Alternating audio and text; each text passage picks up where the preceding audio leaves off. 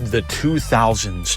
The 2000s was a pretty weird time, all right? Something about the 2000s, like the aesthetic of it, just looks so, like, futuristic. Like, I feel more futuristic looking at the 2000s than I do in 2025. There was so much foreshadowing. They had robot dogs for kids to play with because robots, oh, that's just fantasy, that's movies. The 2000s was a weird time, so I thought I would do a little history lesson video.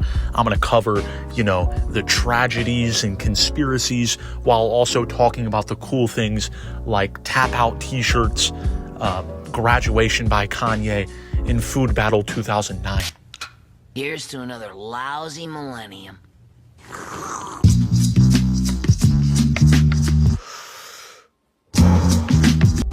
Before the 2000s even started, there was already some hijinks.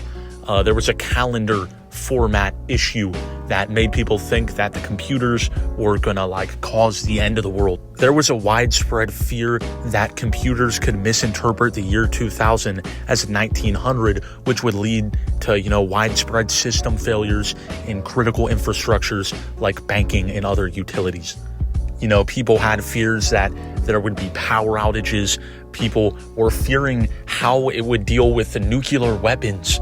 And every media outlet took advantage and practiced something that is all too familiar nowadays: fear-mongering. There was late night infomercials selling Y2K survival kits, and while that was happening, major businesses just went and rewrote their entire code out of fear, which is a very long process. This was a major big deal. I mean, President Clinton, also known as Bubba to some people, he gave hundreds of billions of dollars to private companies to, fix their systems and restructure their systems. And you also had a shockingly high rate of people going out and buying guns. To this day, there is still so much conspiracies about it.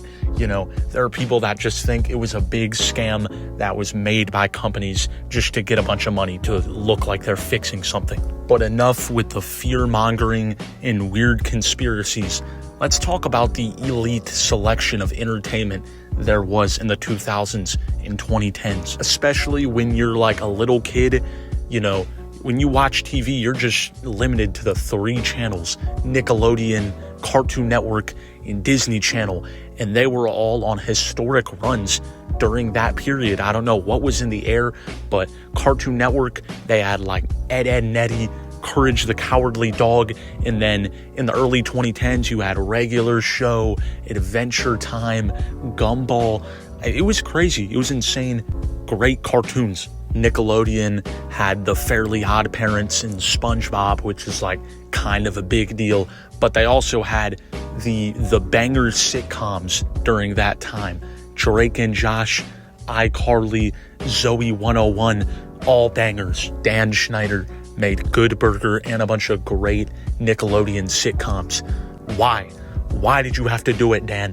Why did you sexualize the young actors, you weirdo? I actually just think to myself, what are kids watching nowadays, as far as cartoons and Cartoon Network and Nickelodeon? Because I literally looked it up and it was a bunch of random results. There was barely anything. So, my theory is that they're just taking a break, all right? Before the 2010s, there was a little period where they had nothing. And then within 2 years, they launched Regular Show and Adventure Time. So maybe they're rebuilding. We'll just say that. Okay, probably not. It's too late. What's done is done. YouTube Shorts has completely taken over, all right? They're not even bothering with Cartoon Network and Nickelodeon. As far as entertainment goes, the music was so good in the early 2000s and the 2010s especially. Let's start with the early 2000s rock.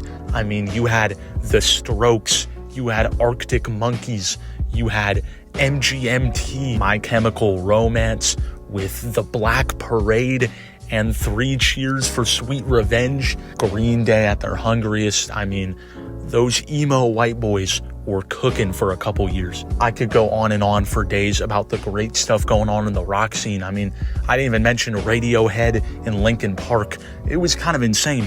But then Also in the rap world, the 2000s and 2010s, so peak. It was great. I mean, you had Eminem at his most brash, outspoken, and just quite frankly, best era.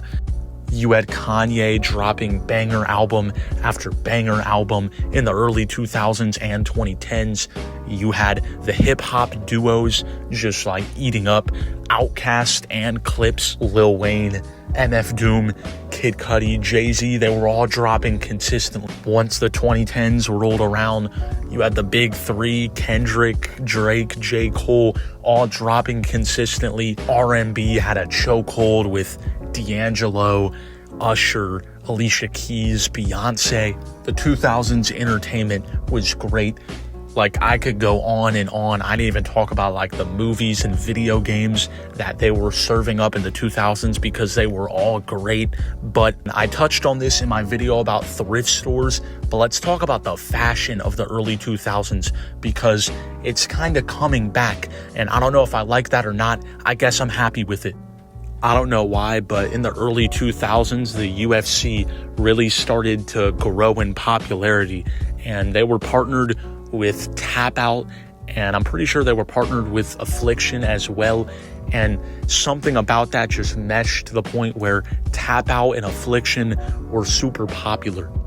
I don't know what it was because I didn't even really watch the UFC or anything as a kid. I don't know where it came from, but I really wanted to emulate this style. I wanted to look like a UFC fighter, even though I was like 95 pounds with a bowl cut at this time.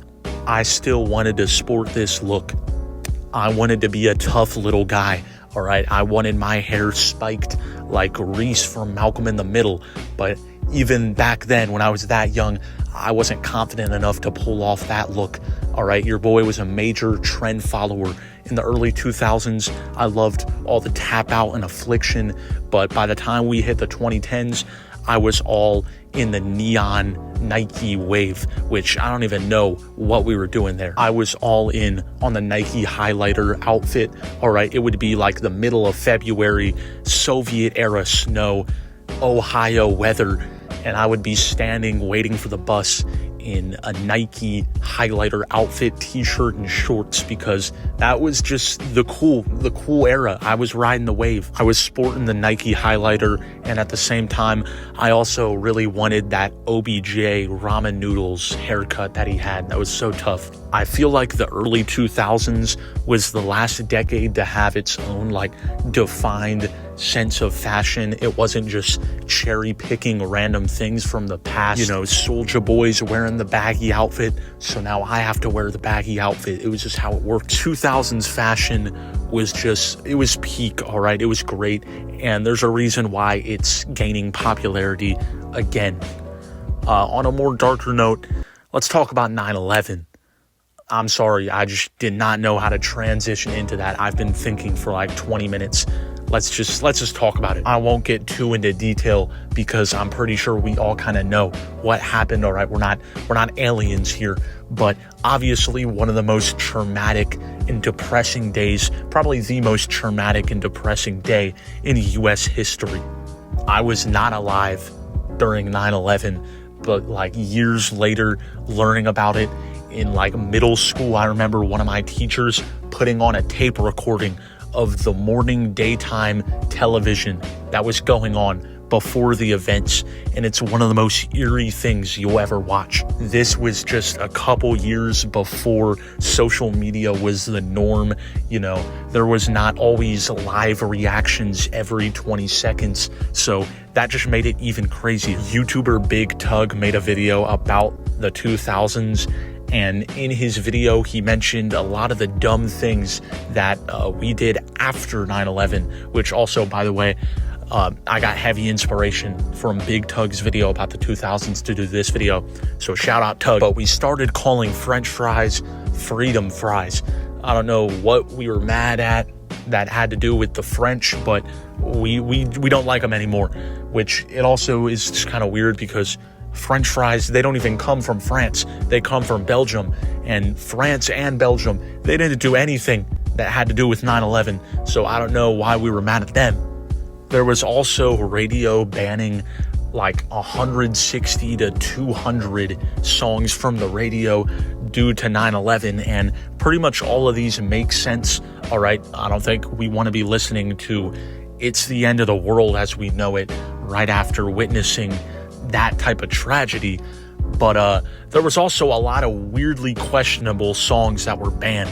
"What a Wonderful World" by Louis Armstrong. Okay, maybe it could make sense, but like still very positive song. I don't know what it has to do with 9/11, but the weirdest of them all was radio banning all of Rage Against the Machine's catalog, like all of it. But in all honesty, I don't think Rage Against the Machine would be mad about, an establishment banning their stuff. I bet they're kind of happy with that. There was also a lot of like pandering, cash grab, patriotic songs during this time. I mean, some of them were pretty good, but a lot of them were just kind of formulaic. I mean, you had Toby Keith's "Courtesy of the Red, White, and Blue," which was written in about like 30 minutes on the back of a fantasy football draft sheet. But hey, the song has like 300 million streams, so can I even be mad at that? I really am thinking about dropping my patriotic album very soon. Every year on the 4th of July, just get like 100 million streams. It's an infinite money glitch, generational wealth right there. But one of the main things about the 2000s was just the early internet days in general. I mean, in the real early days, the entertainment was at new grounds, and it'd be a rough day on MySpace if your crush had a new #1 best friend. All right, I wasn't around that early. All right, I do remember the early YouTube days. There was Smosh, and I always ate up those Smosh videos. All right, Smosh was like SNL for little kids on YouTube back in the 2000s. I mean, there was SML, which was, those puppet videos that I probably shouldn't have been watching at that young of an age. But, look at the thumbnails. They're kind of just branded as kids content. How was I supposed to know? I really don't know why we make fun of Gen Alpha for how much brain rot they have when we had a lot of brain rot as well. All right, you're telling me Fred and Annoying Orange, they were just 10,000 IQ mind stimulating content there. There was Shane Dawson, and I mean, Shane's old YouTube videos, man, they just aged so well. But the early 2000s YouTube space, because there was no really incentive for monetization and getting money off of it, there was just a lot of creativity at the forefront. Jax Films, Nika Higa, Ray William Johnson with the =3 videos. I'm probably forgetting a lot of people, but there was so much creativity at the forefront in the early YouTube days because people weren't just hopping on to get a quick buck. You didn't have people just pumping out 80 AI slop shorts a day just to, escape the rat race. There was just genuine creativity at the forefront, and I still think there is to a degree, but it's fun to look back on. Don't get me wrong, I'm completely fine with people doing YouTube for the money. Go get your bag, king. But also at the same time, there was just something about these early YouTubers who were just turning on the camera and being themselves.